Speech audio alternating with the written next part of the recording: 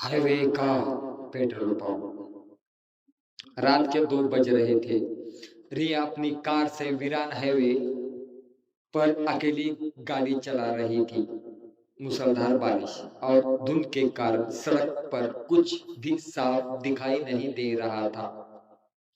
तभी अचानक डैशबोर्ड पर जीपीएस ने अपनी राह बदली और एक जंगल, अनजान, पतले कच्चे रास्ते की तरफ मोड़ने की निर्देश दिया। रिया ने गाड़ी मोड़ ली। कुछ ही दूर पर उसकी कार का इंजन जोर-जोर आवाज के साथ बंद हो गया। टॉर्च की पतली रोशनी में रिया कार से बाहर निकली। सामने एक पुराना जर्जर पेट्रोल पंप था। जंग लगी हुई मशीनों के बीच एक छोटी सी केबिन बनी थी। खिड़की जिसकी खिड़की में हल्की पीली रोशनी बाहर आ रही थी। रिया ने केबिन का दरवाजा खटखटाया। अंदर एक बूढ़ा आदमी बैठा था जो धीमी रोशनी में कोई पुरानी डायरी लिख रहा था। माफ करना चाचा, मेरी कार खराब हो गई, रिया ने हाँफते हुए कहा। क्या कहा? आसपास कोई मैकेनिक है? बूढ़े ने धीरे से अपना सिर उठाया। उसकी आंखें पूरी तरह से सफेद थी। उनमें कोई पुतली नहीं थी। फिर भी उसने अपना चेहरा ठीक रिया की तरफ घुमाया, जैसे ही वह उसे साफ देख सकता हूं। यहाँ कोई मैकेनिक नहीं आता बेटी।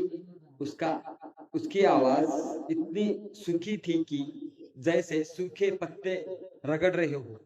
और इतनी रात को बाहर रुकना ठीक नहीं। और इतनी रात को बाहर रुकना ठीक नहीं। जब तक बारिश न थमे अंदर बैठ जाओ। रिया के पास कोई और चारा नहीं था।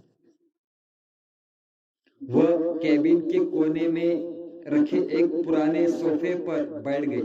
कमरे में एक अजीब सी गंध थी, जैसे बासी लोहे और गीली मिट्टी का मिश्रण। कुछ देर बाद सन्नाटा रहा। फिर अचानक रिया के फोन पर एक नोटिफिकेशन बजा।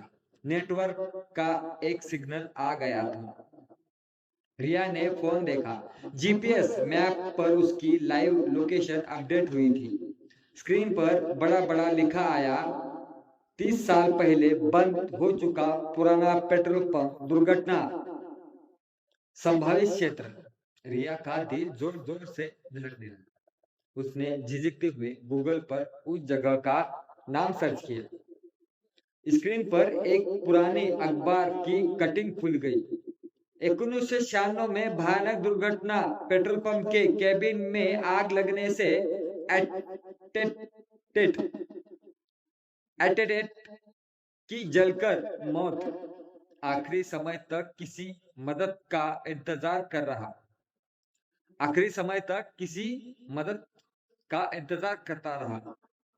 खबर के साथ एक तस्वीर भी थी। तस्वीर उस बूढ़े आदमी की थी जो अभी उसके सामने बैठा था। रिया की रीढ़ में सनलाइट दौड़ गई। रिया की रीढ़ में सनसनाहट दौड़ गई। उसने बहुत धीरे से आंखें उठाकर सामने देखा। बूढ़ा आदमी अब अपनी डायरी नहीं लिख रहा था। वो बिल्कुल शांत बैठा था, लेकिन उसका चेहरा रिया की तरफ ही घुमा हुआ था। अचानक उसकी सफेद आंखों से काला रंग का गाढ़ा खून बहने लगा। उसकी त्वचा धीरे धीरे जलने लगी, जैसे उसके शरीर के अंदर अदृश्य आग भड़क उठी हो। हवा में मांस जलने की भयानक बदबू फैल गई। उसने अपना सूखा हुआ हाथ रिया की तरफ बढ़ाया। उसकी उंगलियां जलकर काली पड़ गई चुकी थी। उसकी उंगलियां जलकर काली पड़ चुकी थी। 30 साल से बूढ़े ने मुस्कुराते हुए कहा। 30 साल से बूढ़े ने मुस्कुराते हुए कहा। उसने बूढ़े ने मुस्कुराते हुए कहा। उसके होठ जलकर मसूड़े से अलग हो रहे थे। मैं 30 साल से, बूढ़े ने मुस्कुराते हुए कहा। उसके होठ जलकर मसूड़े से अलग हो रहे थे।